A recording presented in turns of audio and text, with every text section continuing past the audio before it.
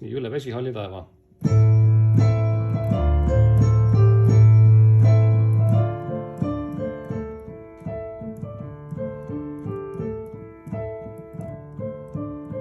Võib-olla isegi alustasin liiga nagu agressiivselt.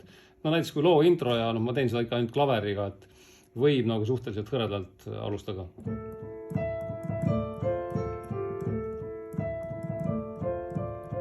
Kui tahta võimsamalt mängi teha, et siis vasakusse kätte ma võtan siis need samad 2 akordi, A-moll laias seades ja D-moll. Nii, ja siis tuli see salm gitarriga. Seda oli mingi hull kord, siis oli C. Kas me võtame ta niimoodi C-bassiga või?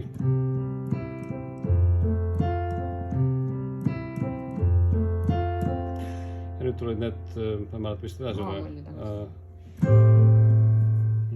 Ja, aga siis tuli see, jah. Nüüd tuli see koht, kus meil oli.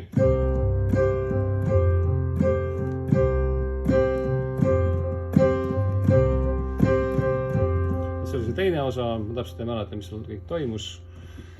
Ja siis oli veel see.